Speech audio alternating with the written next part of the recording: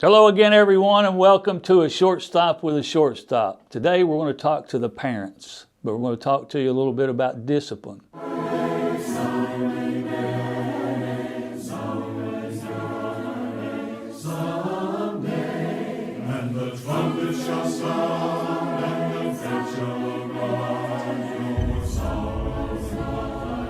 When I played baseball in the major leagues, there was discipline.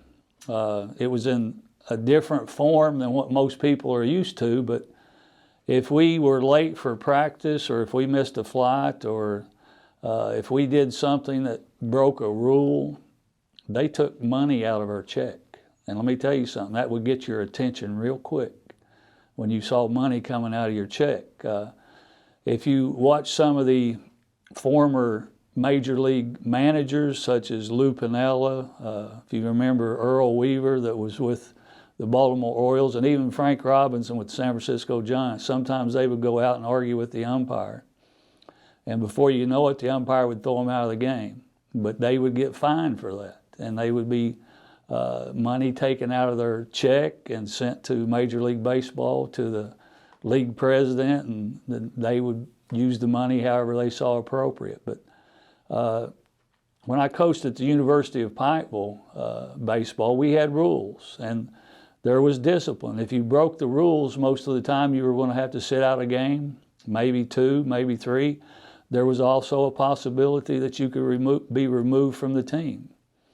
But my players at the end of the season always would tell me that they appreciated the discipline that they had. I loved my players, and I wanted them to do good, but I wanted them to act right and be a good representative of the University of Pikeville. But discipline is something that is needed in our government. Discipline is something that is needed in our schools.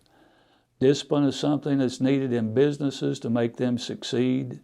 And if we look at our military, if our military doesn't have discipline, it's just going to be in total disarray.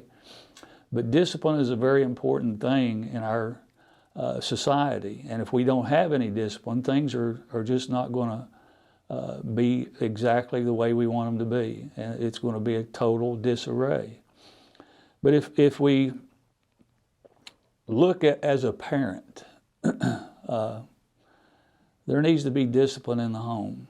If we look at Proverbs chapter 3 and verse 12, it says, "For whom the Lord loves, he reproves," or he disciplines, "even as a father corrects the son in whom he delights." Now, I don't know, there's not a father or a mother that I know that doesn't love their children.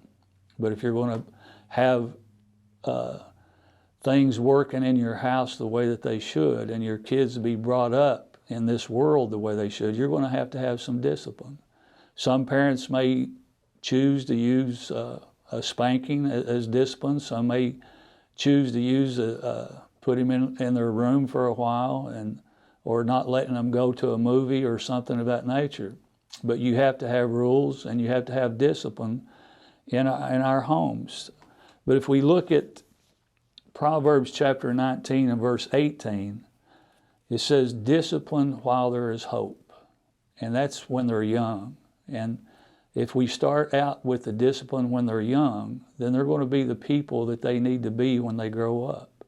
But if we look at our schools today, even all the way into our grade schools, into our high schools, and especially into our colleges, there is a woke criteria that people are trying to push on people today. And we need to be aware of that, especially you parents.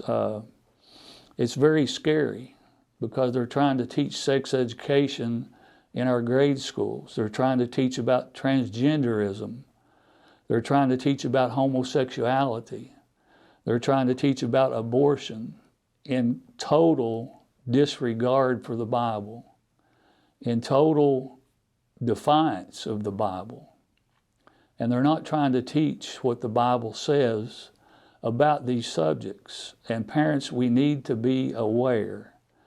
And if we look at Hebrews chapter 12, verses 5 through 7, it says, "My son, do not regard lightly the discipline of the Lord, nor faint when you are reproved by him.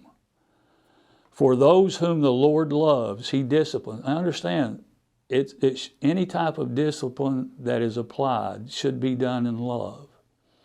And here it says God, when he disciplines us, he does it because he loves us.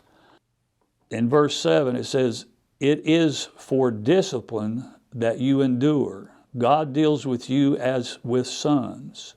For what son is there whom his father does not discipline? But if you are without discipline, of which all have become partakers, then you are illegitimate children and not sons. So if we are a child of God, we want to be disciplined by God, because that's what he shows us, that's how he shows us that he loves us and cares about us. And with what's going on with this woke generation now, we have to be in tune with it to be able to protect our children and to make sure that they're being taught correctly at home. And if we take care of it at home, the things that they're going to be taught in other places, they're going to disregard it. And I want to read one more verse, and it's in Proverbs chapter 4. And it's fairly long. It's verses 1 through 13. And this is talking about the father teaching the children. Hear, O sons, the instructions of a father, and give attention that you may gain understanding. For I give you sound teaching. Do not abandon my instruction. When I was a son to my father, tender and the only son in the sight of my mother, then he taught me and said to me, let your heart hold fast my words, keep my commandments and live. Acquire wisdom, acquire understanding. Do not forget nor turn away from the words of my mouth. Do not forsake her, and she will guard you. Love her, and she will watch over you. The beginning of wisdom is acquired wisdom. And with all your acquiring, get understanding. Prize her, and she will exalt you. She will honor you, and you need to embrace her. She will place on your head a garland of grace, and she will present you with a crown of beauty.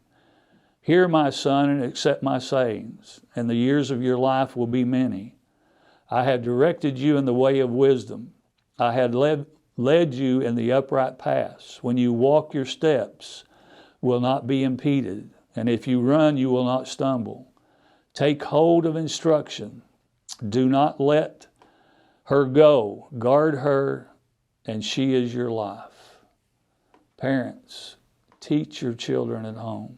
Do not be afraid to discipline, but do it in love. And if we do that, we can get away from this woke generation and get our kids back to the Bible. Thank you again for being with a Shortstop with a Shortstop.